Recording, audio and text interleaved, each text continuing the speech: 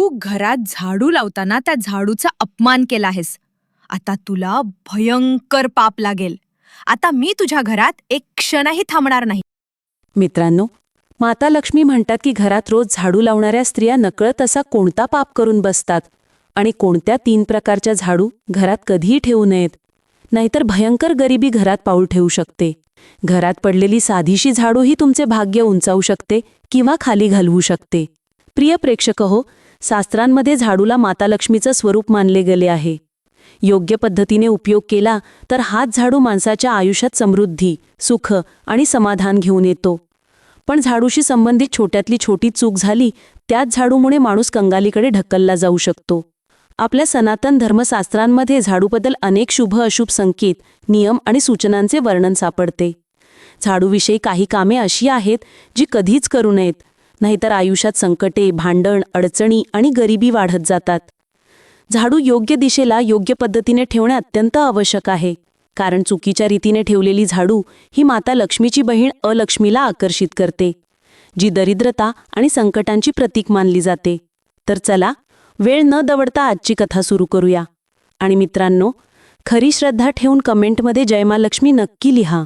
आणि कथा सुरू करण्यापूर्वी आपल्या सात्विक मराठी चॅनलला सबस्क्राईब करा आणि घंटी दाबा. मित्रांनो, ही फार जुन्या काळातील गोष्ट आहे. एका नगरात एक अत्यंत धनवान सेठ आपल्या धर्मपरायण पत्नीबरोबर राहत होता. सेठ भगवान श्रीविष्णूचा एवढा मोठा भक्त होता की रोज सकाळी डोळे उघडताच सर्वप्रथम तुळशी मातेला जल अर्पण करायचा. मग पूर्ण भावनेने, पूर्ण भक्तीने पूजा करायचा. त्याची पत्नीही तितकीच सदाचारिणी, विनम्र आणि धर्मनिष्ठ होती. दोघांचेही जीवन धन, सुख, मानसन्मान आणि प्रतिष्ठेने भरलेले होते. पण एकच कमतरता त्यांच्या मनाला नेहमी बोचत राहायची: संतानाचा अभाव. दोघांनी मनोमन कित्येक मन्नती मागितल्या.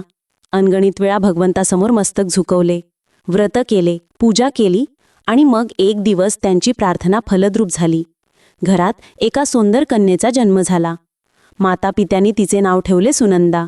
जन्मल्यापासूनच सुनंदा दोघांच्या डोळ्यांचा तारा बनली. म्हणतात ना, शिवजींच्या श्रावण सोमवारच्या व्रतांमुळे आणि अनेक मनोत्यांमुळे त्यांना ही कन्या प्राप्त झाली होती.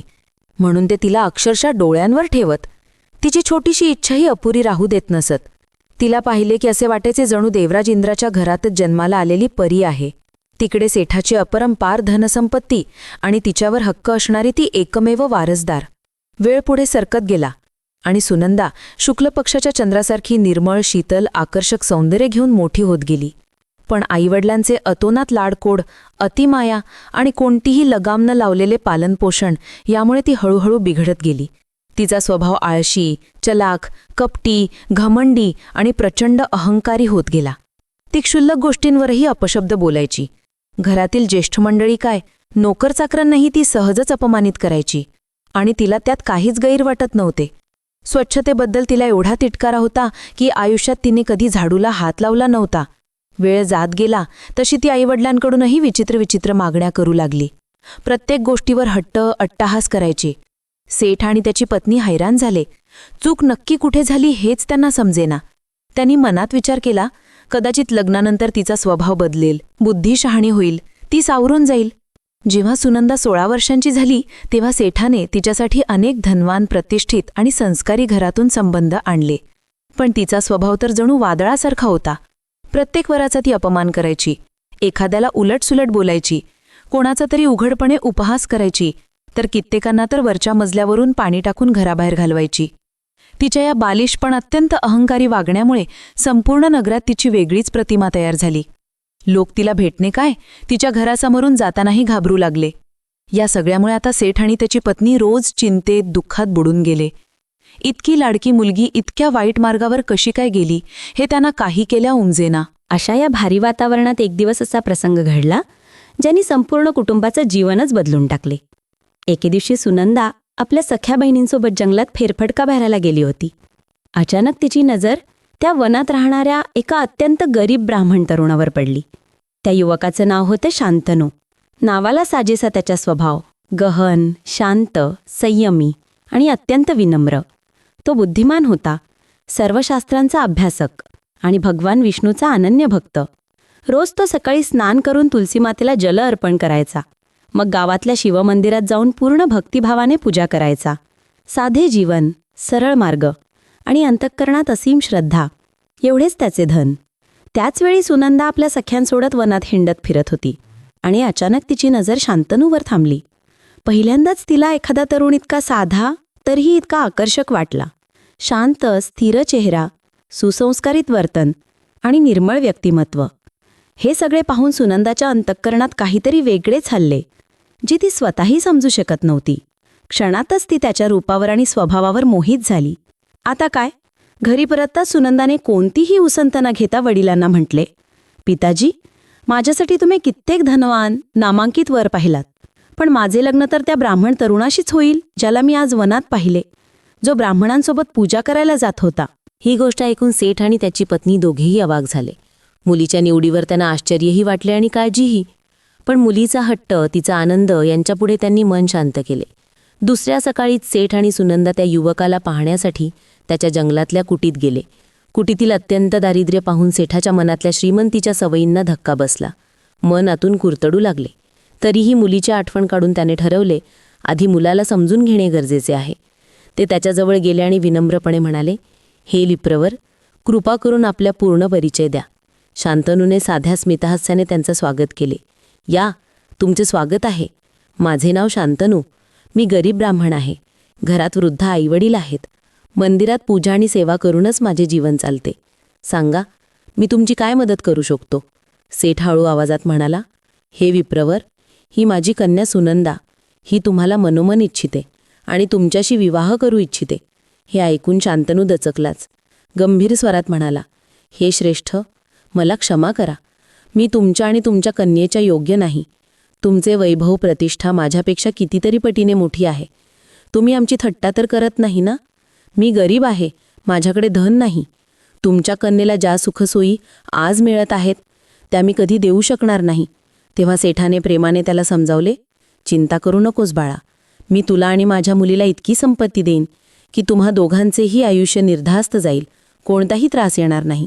सेठाचे आश्वासन, त्याचा साधेपणा आणि प्रेमळ स्वभाव पाहून शेवटी शांतनूने त्यांची विनंती मान्य केली. योग्य मुहूर्त पाहून सुनंदा आणि शांतनू यांचा विवाह अत्यंत भव्य रीतीने संपन्न झाला. मित्रांनो, विवाहाच्या दिवशी सर्व धार्मिक विधी पूर्ण झाल्यावर सुनंदाच्या आईने तिला एक झाडू हातात देत म्हटले, बेटी, ही खूप जपून ठेव. लग्नावेळी गृहसामग्रीसोबत झाडू देणे शास्त्रांनुसार फार शुभ मानले जाते. यामुळे घरात सदैव माता लक्ष्मीचा वास राहतो, समृद्धी आणि सौभाग्य मिळते. पण सुनंदाने त्या झाडूकडे कसल्याही आदराने, महत्वाने पाहिले नाही. जणू काही त्याला किंमतच नाही. अशा उपेक्षेने तिने झाडू एका कोपऱ्यात फेकून दिला. सर्व विधी, सर्व रीतिरिवाज पूर्ण झाल्यावर ती सासरी निघून गेली. सेठाने मुलीच्या सुखासाठी लग्नापूर्वीच तिच्यासाठी एक सुंदर नवे घर बांधले होते. याशिवाय शांतनूच्या व्यवसायासाठी मदत व्हावी म्हणून धान्याची एक मोठी दुकानंही उघडून दिली, जेणेकरून पुढे त्यांच्या जीवनाला आणि व्यवसायाला उत्तम गती मिळावी. सुरुवातीचे काही दिवस सुनंदा खूप आनंदात होती. नवऱ्याबरोबर प्रेमाने, गोड बोलत, हसत खेळत दिवस जात होते. पण हे दिवस फार काळ टिकले नाहीत. लवकरच तिचा खरा स्वभाव वर येऊ लागला. आळस आणि अहंकार तिच्या आत पूर्वीप्रमाणेच घट्ट बसलेले होते. घरची साफसफाई, नीटनेटकेपणा हे सगळे तिला तुच्छ, क्षुल्लक वाटायचे. कोणतंही घरकाम ती स्वतःच्या हाताने करायला तयार नव्हती. हळूहळू घर नेहमीच अस्वच्छ, अस्तव्यस्त राहू लागले. जेवणानंतरचे भांडे तासनतास न धुता तशीच पडून राहायची. घराच्या कोपऱ्यात कोळ्यांची जाळी लोंबकळू लागली. जणू त्या घरात कोणीच राहत नाही. एके दिवशी शांतनूने अतिशय सौम्यपणे तिला समजावत म्हटले, सुनंदा, एक पतिव्रता स्त्री स्वच्छतेवर प्रेम करणारी असायला हवी. गृहकृत्य दक्ष असणे हे तिचे कर्तव्य आहे. पण तू तर कोणत्याही कामाला हातच लावत नाहीस. हे योग्य नाही. यावर सुनंदा तिरसटपणे म्हणाली, अहो सोडा ना तुम्हीही अशा बडबडी. आजपर्यंत मी माहेरात कधी काम केले नाही, पुढेही करणार नाही. तुम्हाला तुमच्या आईला जास्त काम करावे लागते असे वाटत असेल तर मी आत्ताच पिताजींना सांगते, 2-4 नोकर इथेही ठेवतील आणि मग हे सगळे माझेच आहे तर मला काम का करायचे? आपल्या पत्नीचे असे कडवट, अपमानजनक शब्द ऐकून शांतनू आतून हादरून गेला. तो अवाक झाला. त्याच्या तोंडून शब्दच निघेना. त्याने कधी स्वप्नातही विचार केला नव्हता की त्याची पत्नी इतकी घमंडी आणि कठोर असेल. तिकडे सुनंदाची आईही तिला अनेक वेळा समजवायची. स्त्रीने घर कसे सांभाळावे, मोठ्यांचा सन्मान कसा ठेवावा आपले घर स्वच्छ, सुगंधी आणि सुखी कसे बनवावे. पण सुनंदावर काहीच परिणाम होत नव्हता. ती जशी होती तशीच राहिली. काही काळानंतर शांतनूने स्वतःचा छोटासा व्यापार सुरू केला. पण पत्नीची निष्काळजी वृत्ती, घरातील घाणेरडे वातावरण आणि कायम तणावग्रस्त हवा यामुळे त्याच्या व्यापारावर वाईट परिणाम होऊ लागला. दुकानात कोणी येईना, क्वचित एखादा ग्राहक आला तरी शांतनूचा उदास चेहरा, थकलेले मन पाहून तोही शांतपणे निघून जायचा. अशा रीतीने दिवसागणिक परिस्थिती अधिकच बिकट होत गेली. एक दिवस असा आला की व्यापाराच्या कामामुळे शांतनूला दुसऱ्या नगरात जावे लागले. तो पहाटेच सूर्य उगवण्याआधी उठला. कोणालाही काही न सांगता त्याने आपले सामान बांधले, बैलगाडी हाकली आणि चुपचाप निघून गेला. मन अतिशय जड होते, पण जबाबदाऱ्या त्याला पुढे चालत राहायला भाग पाडत होत्या. इकडे घरी सूर्य उगवताच त्याची सासू आपला जुना झाडू घेऊन घराची साफसफाई करू लागली. हाच तो झाडू होता जो ती जुना घरातून काळजीपूर्वक आणून ठेवत होती. तिचा ठाम विश्वास होता, या झाडूत माता लक्ष्मीचा वास असतो आणि रोज झाडू लावणाऱ्या स्त्रीवर लक्ष्मीची विशेष कृपा राहते. पण सुनंदाच्या कटू डोचऱ्या वर्तनामुळे ती सासू शांतपणे आपले काम करत राहायची. तोंडातून आवाजही काढत नव्हती. त्या दिवशी योगायोग असा की सुनंदाची नजर सासूच्या हातातल्या त्या झाडूकडे गेली. अचानक तिला विवाहाच्या वेळी आईने दिलेला झाडू आठवला. ती लगेच आत गेली, तो झाडू शोधून आणला आणि सासूच्या हातात ठेवत ती व्यंगाने म्हणाली, "अगं आई सासूबाई, तुम्ही तर जणू गरीबच राहायची शपथ घेऊन आली आहात. माझ्या वडिलांनी इतकं मोठं राजवाड्यासारखं घर दिलं आणि तुम्ही हा फाटका जुना झाडू घेऊन फिरताय. चला, आतापासून हा नवा झाडू वापरा. मला तो जुना झाडू पुन्हा घरात दिसायला नको." बिचारी सासू आधीपासूनच सुनेच्या राबगीट स्वभावाशी परिचित होती. तिने काहीच उत्तर दिले नाही. शांतपणे नवा झाडू हातात घेतला आणि कामाला लागली. दुसऱ्या दिवशी जेव्हा सुनंदाच्या काही सख्या तिच्या घरी आल्या, तेव्हा सर्वजणी गप्पा हसत खेळत बसल्या असताना तिकडून सासू झाडू लावत जात होती. योगायोगाने तिच्या हातात पुन्हा तोच जुना झाडू होता. सुनंदाची नजर जशी ते जुना झाडूकडे पडली, तिचा राग अनावर झाला.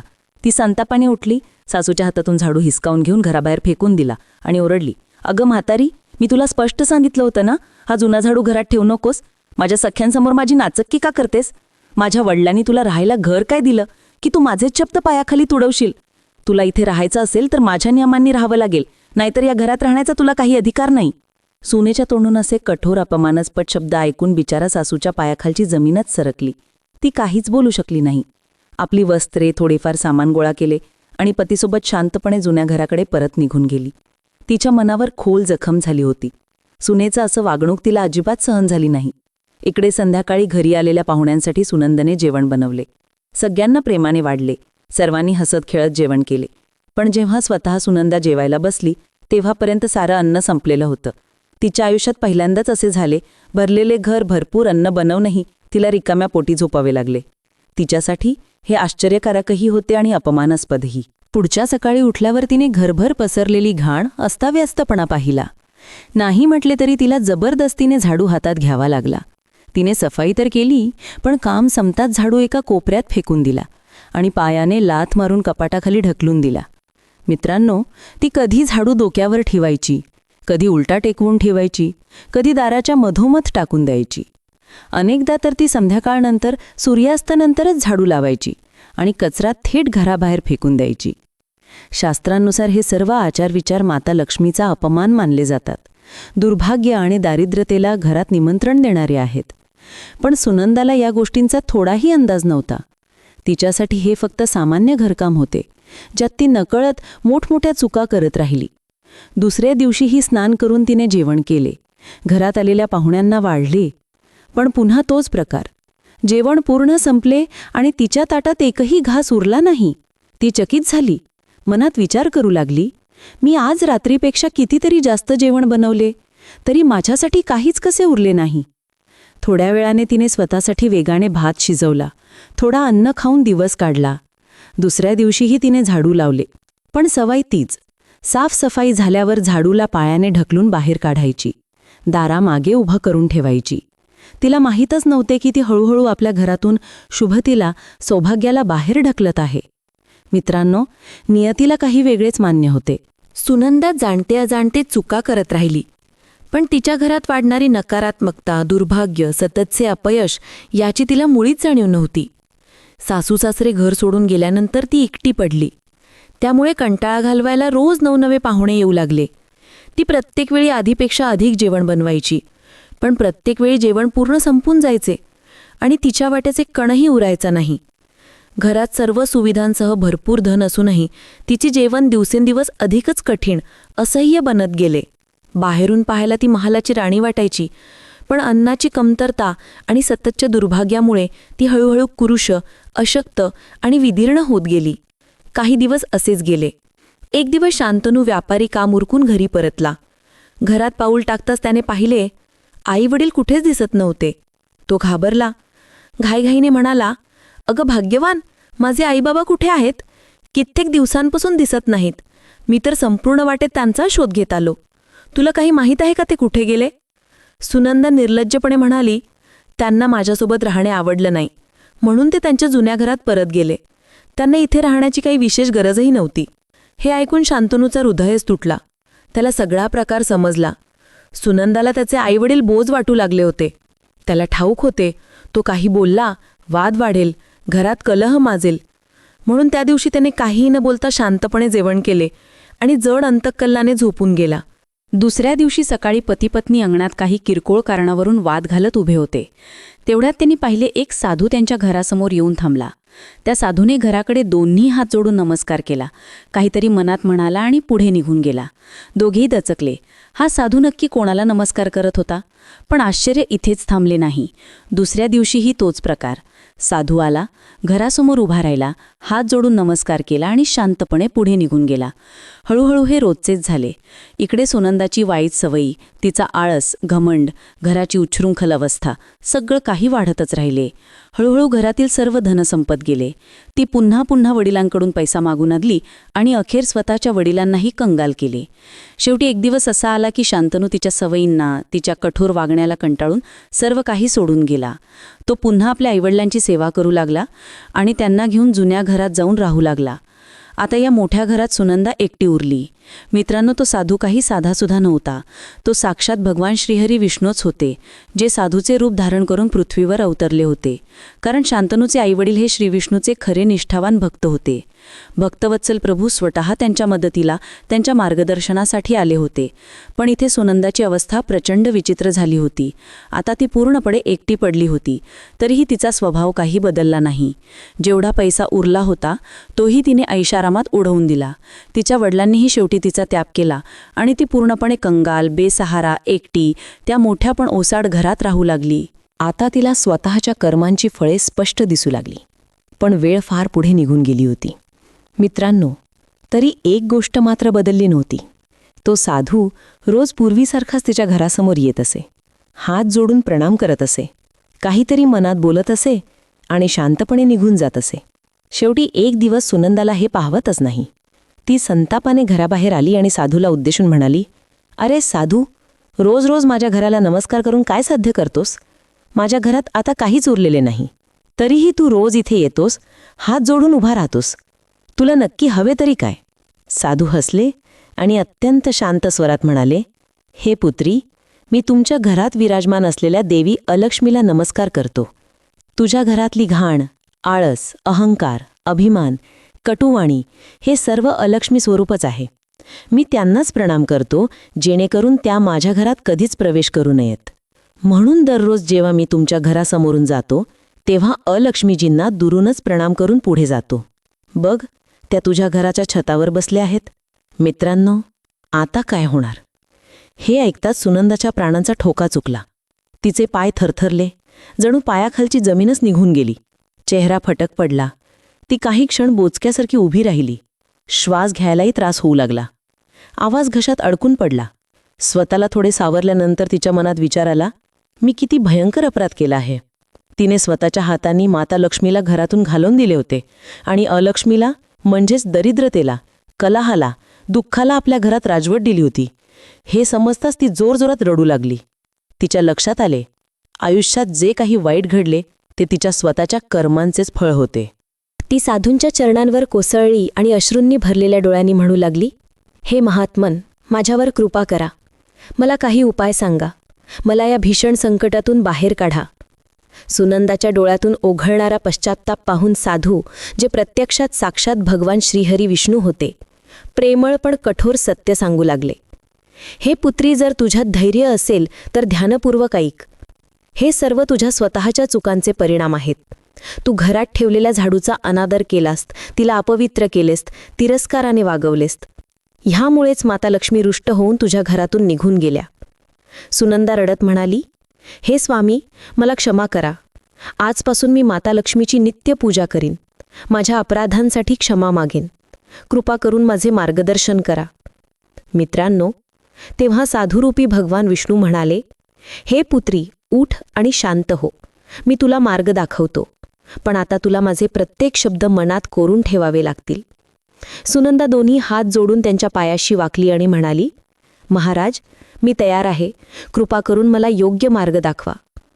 तेव्हा साधू म्हणायला सुरुवात केली, हे पुत्री, झाडू ही फक्त घरातली घाण साफ करण्याची वस्तू नाही, ती तुमच्या घराचे भाग्य देखील बदलू शकते. शास्त्रांमध्ये तिला माता लक्ष्मीचे प्रतीक मानले आहे. तिचा योग्य सन्मान करून योग्य प्रकारे वापर केला तर ती घरात धन, सुख, समृद्धी आणि शांती आणते. पण तिच्याशी केलेला अपमान, निष्काळजीपणा, अयोग्य उपयोग हे सर्व घरात दरिद्रता, वादविवाद आणि संकटांना बोलावून आणतात. आता मी तुला झाडूचे प्रकार सांगतो. कोणती झाडू शुभ आणि कोणती अशुभ. झाडू मुख्यतः 3 प्रकारची असते. पहिली, प्लास्टिकची झाडू.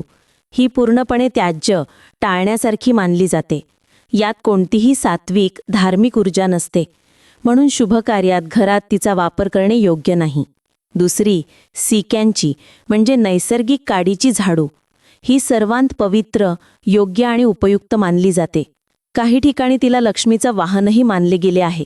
तिसरी, फुलांची किंवा सजावटीची झाडू.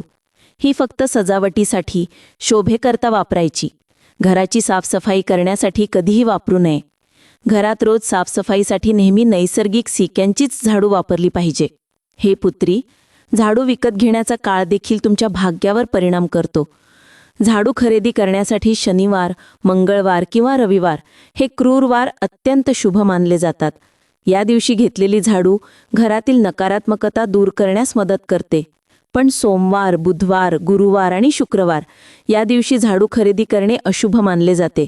शक्यतो टाळावे. दीपावली, अमावस्या, सूर्यचंद्रग्रहण, पौर्णिमा अशा पवित्र तिथींवर झाडू विकत घेणे आणि तिचा आदरपूर्वक उपयोग करणे हे धनवृद्धी करणारे, लक्ष्मीप्रसाद वाढवणारे मानले गेले आहे. आता झाडू घरात कुठे ठेवावी हे नीट समजून घे. ईशान्य कोन म्हणजेच उत्तर पूर्व दिशा हा देवस्थान, पूजास्थान मानला जातो. येथे कधीही झाडू ठेवू नये. इथे झाडू ठेवणे म्हणजे देवतांचा, देवस्थानाचा अपमानच.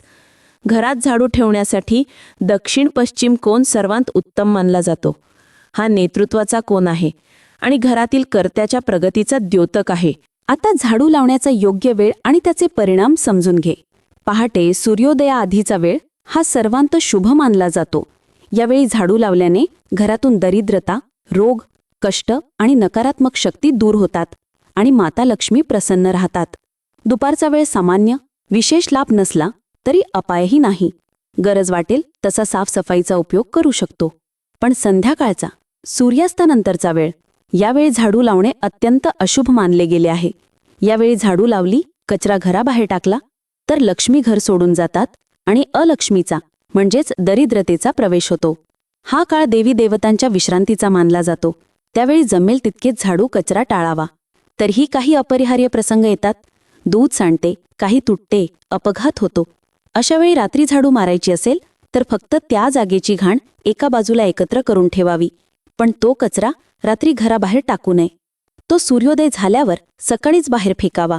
कारण रात्री कचरा बाहेर टाकणे म्हणजे लक्ष्मीला घराबाहेर घालवण्याचा संकेत मानला जातो आणि यामुळे आर्थिक हानी होऊ शकते. झाडू कधीही उलटी अस्ताव्यस्त टाकून ठेवू नये. तिला घरातील सर्वांत कोपऱ्यात नीट झाकून सन्मानाने ठेवावी. जशी आपण देवतांची मूर्ती जपतो तशी. येणाऱ्या जाणाऱ्या लोकांच्या नजरेत ती नेहमी येऊ नये. तिला जपून ठेवावे. हे पुत्री, अजून काही महत्त्वाचे नियम सांगतो. तुझ्या मनात प्रश्न नक्की आला असेल, तुटकी झाडू काय करायची? तर नीट ऐक. तुटकी झाडू केवळ शनिवारच्या दिवशीच घरातून बाहेर काढावी. तिला कधीही ईशान कोणात, उत्तर पूर्व दिशेला, पूजा घरात किंवा देव्हाऱ्याजवळ ठेवू नये. फेकून देण्याआधीही तिचा आदर राखावा. तिला पायाने लाथ मारू नये. तिला विनाकारण रस्त्यात टाकू नये. शक्य असेल तर तिला नदीत सोडून द्यावे किंवा शेतीत कुठे टाकून द्यावी, जेणेकरून ती अपवित्रता न पसरवता सहज नष्ट होईल. आता हेही समजून घे, झाडू लावण्याचा सर्वात योग्य वेळ कोणता? सकाळ आणि दिवसाचा वेळ घरात झाडू लावण्यासाठी शुभ मानला जातो, पण सूर्यास्तानंतर रात्री किंवा कोणाच्या घरातून निघून गेल्यावर लगेच झाडू लावणे हे अशुभ मानले गेले आहे. गुरुवारच्या दिवशी तर शक्यतो झाडू किंवा पोछा टाळावा, कारण या दिवशीच्या अशा कामामुळे देवी लक्ष्मी रुष्ट होतात असे शास्त्र म्हणते. सूर्यास्तानंतर घरातील कचरा बाहेर टाकणेही टाळावे. एक विशेष गुप्त उपाय आहे, गुप्तदान. शुक्रवार, अमावस्या, ग्रहण किंवा पौर्णिमा या दिवशी पहाटे साधारण 4:30 वाजता कोणालाही न सांगता मंदिरात झाडू दान करणे अत्यंत शुभ मानले गेले आहे. यामुळे लक्ष्मी कृपेचा विशेष योग निर्माण होतो. रात्री घराच्या दाराशी झाडू ठेवणे नकारात्मक ऊर्जेला आत येण्यापासून थांबवते, पण सकाळी उठताच ती झाडू हटवून पुन्हा लपवून ठेवावी. पोछाच्या पाण्यात थोडे समुद्री मीठ टाकल्याने घरातील नकारात्मकता नष्ट होते, वातावरण शुद्ध राहते. आता झाडू संबंधी काही खबरदारी लक्षात ठेव. सर्वप्रथम, झाडू कधीही उभी ठेवू नकोस. तिला पायाने स्पर्श करू नकोस. चुकून स्पर्श झाला तरी लगेच क्षमा माग आणि तिला स्वच्छ कर.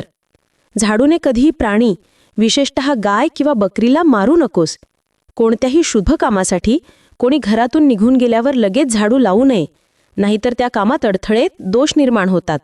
हे सर्व शांतपणे परंतु ठामपणे सांगितल्यानंतर सुनंदा म्हणाली, हे महाराज, तुम्ही मला झाडूशी संबंधित इतके महत्त्वाचे नियम सांगितलेत, यासाठी मी तुमची ऋणी आहे.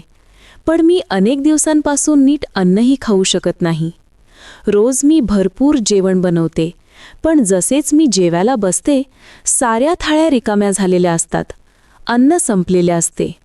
असे का होत आहे? तेव्हा साधुरूपी भगवान विष्णू मंद स्मितहास्य करून म्हणाले, हे कन्या, हेही तुझ्याच चुका, तुझ्या कर्मांचे फळ आहे. तुझ्याकडे सर्व काही असताना तूने स्वतःच्या आईसमान सासूला अन्नापासून वंचित ठेवले, त्यांच्या गरिबीची थट्टा केली आणि शेवटी त्यांना घराबाहेर काढून टाकले. यामुळे देवी अन्नपूर्णा तुझ्यावर रुष्ट झाल्या आणि तुझ्या घरातून निघून गेल्या. तू कधी कोणत्याही भिकाऱ्याला, गरजवंताला दान दिलेस का? कधी कोणाच्या भुकेची, वेदनेची, गरजेची काळजी घेतलीस का? सर्व काही तुझ्याकडे होते, पण तू फक्त ऐश आराम निवडला आणि इतरांच्या भुकेकडे, वेदनेकडे, गरजांकडे पूर्ण दुर्लक्ष केलीस. म्हणून आज पूर्ण घर असूनही तुझ्या ताटात अन्न उरत नाही. हे ऐकून सुनंदा दोन्ही हात जोडून रडत म्हणाली, हे स्वामी, कृपा करून मला या दोषातून मुक्त करा आणि माझे मार्गदर्शन करा. महाराज म्हणाले, हे पुत्री, रोज घरात जेवण बनवण्याआधी तुला माता अन्नपूर्णेचे आवाहन करायला हवे. त्यांची पूजा, त्यांचे स्मरण आणि त्यांना भोग अर्पण करणे हे तुझे कर्तव्य आहे. आजवर तू असे काहीच केले नाहीस, म्हणून त्यांच्या आशीर्वादापासून तू वंचित राहिलीस. तेव्हा सुनंदा अत्यंत नम्रतेने विचारते, हे महाराज, कृपा करून मला या विषयात सविस्तर सांगा, जेणेकरून भविष्यात मी पुन्हा अशी चूक कधी करू नये. महाराज पुन्हा सांगू लागले, हे पुत्री, नीट ऐक. देवी अन्नपूर्ण हे या संपूर्ण जगताचे पालन पोषण करणाऱ्या माता आहेत. म्हणून जेव्हा जेव्हा तू भोजन बनवायला उभी राहशील तेव्हा सर्वप्रथम त्यांची आराधना करणे तुला आवश्यक आहे. जे गृहस्थ दररोज माता अन्नपूर्णेचे स्मरण करतात त्यांच्या घरात कधीही अन्नाची, सुखाची, समाधानाची कमतरता भासत नाही. दररोज पीठ भिजवताना, आट्याला हात लावताना तुझ्या उजव्या हाताच्या तळव्याने पिठावर देवी अन्नपूर्णेची आकृती, त्यांची छबी मनात उभी कर आणि तशीच कल्पनेत रेखाट. मग विनम्र भावनेने हा मंत्र जप. अन्नपूर्णे सदापूर्णे शंकर प्राणवल्लभे, ज्ञानवैराग्य सिद्ध्यर्थम भिक्षाम देहीच पार्वती. या मंत्राचा अर्थ असा, हे अन्नपूर्णा देवी, तुम्ही सदैव सर्व प्रकारच्या पूर्णत्वाने परिपूर्ण आहात. तुम्ही भगवान शंकरांच्या प्राणप्रिया आहात. आम्हाला ज्ञान, वैराग्य आणि सिद्धी प्राप्त होण्यासाठी कृपा करून भिक्षा द्या. आज आमच्या हातांनी जे भोजन तयार होत आहे ते सर्वांच्या पोटात तृप्ती देणारे असो. अशा प्रार्थनेने केलेले भोजन कधीच वाया जात नाही आणि हे बनवणाऱ्यालाही, खाणाऱ्यालाही समाधान देते. सोमवार आणि शुक्रवार या दिवशी माता अन्नपूर्णेचे विशेष स्मरण आणि पूजा केल्यास उत्तम फल मिळते. तसेच रोज जेवण बनवताना एक पोळी, एक भाकरी किंवा थोडेसे अन्न वेगळे काढ. गाय, कुत्रा, कावळा आणि एखादा गरजवंत माणूस यांच्यासाठी. जो घरातला स्वयंपाक हा संपूर्ण सृष्टीचा प्रसाद मानतो आणि या चौघांसाठी काहीतरी वेगळे काढतो, त्याच्या घरी माता अन्नपूर्णा आणि लक्ष्मी दोघींचा स्थायी निवास राहतो. स्वयंपाकघर नेहमी स्वच्छ ठेव. घाणेरडे अस्ताव्यस्त स्वयंपाकघर म्हणजे दरिद्रतेला, रोगांना आमंत्रण. आता हे कन्या, तू एक काम कर. ताबडतोब आपल्या पतीकडे आणि सासूसासऱ्यांच्या चरणी जा. त्यांच्याकडून क्षमा माग. ते तुला नक्कीच माफ करतील आणि तू आपल्या जीवनाची नवी, पवित्र सुरुवात करू शकशील. हे ऐकताच सुनंदाने साधूंना वारंवार नमस्कार केला, त्यांच्या चरणांना स्पर्श केला आणि तिथूनच आपल्या पतीच्या जुन्या घराकडे निघाली. तिथे पोहोचल्यावर ती थरथरत आवाजात म्हणाली, स्वामी, मला क्षमा करा. हे सर्व माझ्या अहंकाराचा, माझ्या अज्ञानाचा परिणाम आहे. तिच्या सासूने तिच्या डोळ्यांतला प्रामाणिक पश्चाताप पाहिला आणि तिचे हृदय पिघळले. त्या प्रेमाने म्हणाल्या, हो बाळ, चल, आम्ही तुला माफ करतो. आजपासून आपण सगळे पुन्हा एकत्र राहू. मग त्या शांतनूला म्हणाला, अरे शांतनू, चल, आता तुझ्या पत्नीचा हात धर आणि तिला माफ कर. बघ ना, हिला स्वतःच्या कर्मांवर खरा पश्चाताप झालाय. या संसारात सर्वात मोठे प्रायश्चित्त म्हणजे खरे अंतःकरणातून आलेले पश्चातापेचे अश्रू. अशा शब्दांनी घरातील सगळ्यांचे डोळे पाणावले आणि अशा रीतीने ते तिघे, शांतनू, त्याचे आई वडील आणि सुनंदा, पुन्हा एकत्र आपल्या घराकडे निघाले. आता घरात प्रवेश करताना सुनंदाने पहिलेच पाऊल झाडूकडे वळवले. तिने झाडूच्या समोर हात जोडून नमस्कार केला, झाडूवर हळद कुंकू लावले, फुले अर्पण केली आणि म्हणाली, आजपर्यंत मी तुझा जितका अपमान केला त्यासाठी मला क्षमा कर. आजपासून तुझा सन्मान करीन, तुला लक्ष्मी स्वरूप म्हणून जपेन. तिने झाडू नीट स्वच्छ करून ठरवलेल्या योग्य स्थानी ठेवली. त्यानंतर ती थेट रसोईत गेली. साधूंनी सांगितलेल्या पद्धतीने माता अन्नपूर्णेची विधिवत पूजा केली, मंत्रजप केला आणि संपूर्ण श्रद्धेने भोजन तयार केले. जेवण तयार झाल्यावर सर्वांनी एकत्र बसून प्रसादासारखे भोजन केले आणि विशेष म्हणजे अनेक दिवसांनी पहिल्यांदाच सुनंदाने पोटभर जेवले. त्या क्षणी तिच्या मनात खोलवर जाणवले, मी आयुष्यात किती भयंकर चुका केल्या होत्या, पण आता तिच्यात एक नवीन चेतना, नवीन जागरूकता उदयाला आली होती. ती खऱ्या अर्थाने पतिव्रता, संयमी आणि गृहकृत्यदक्ष स्त्री बनू लागली. रोज सकाळी ती तुलसीमातेला जल अर्पण करू लागली, निष्ठेने पूजा करू लागली, योग्य वेळेत घराची स्वच्छता, झाडूपोछा करू लागली. तिच्या मनातील अभिमान, घमंड, कटू बोलण्याची सवय हळूहळू नाहीशी झाली आणि त्या जागी नम्रता, प्रेमळपणा आणि कृतज्ञता आली. मित्रांनो, या संपूर्ण कथेतून आपण काय शिकतो? घरात घाण, आळस, कटुवाणी, अपमानकारक वर्तन आणि अहंकार यांचा वास असेल तर तिथे देवी अलक्ष्मी म्हणजेच दरिद्रता, दुःख, कलह प्रवेश करतात. जीवनात सुख, शांतता, समृद्धी हवी असेल तर सर्वप्रथम आपले घर, आपला स्वभाव, आपली वाणी शुद्ध करावी लागते. झाडूचा म्हणजेच स्वच्छतेचा आदर करणे म्हणजे माता लक्ष्मीचा आदर करणे. रोजच्या अन्नाला प्रसाद मानून माता अन्नपूर्णेचे स्मरण करणे म्हणजे स्वतःच्या आणि इतरांच्या भुकेबाबत कृतज्ञ राहणे. म्हणूनच सदैव स्वच्छता, मधुरवाणी, विनम्रता आणि दानशीलता यांना आपल्या आयुष्याचा भाग बनवा, जेणेकरून आपल्या घरात सदैव माता लक्ष्मी आणि माता अन्नपूर्णेचा स्थायी निवास राहील. त्यांच्या कृपेने घरात केवळ धनच नाही तर प्रेम, समाधान आणि भावनिक समृद्धीही भरभरून मिळेल. मित्रांनो, आशा आहे की ही कथा तुमच्या हृदयाला नक्की स्पर्श करून गेली असेल आणि तुम्हीही आजपासून झाडूला, स्वच्छतेला आणि अन्नाला देवी स्वरूप मानून त्यांचा योग्य सन्मान कराल.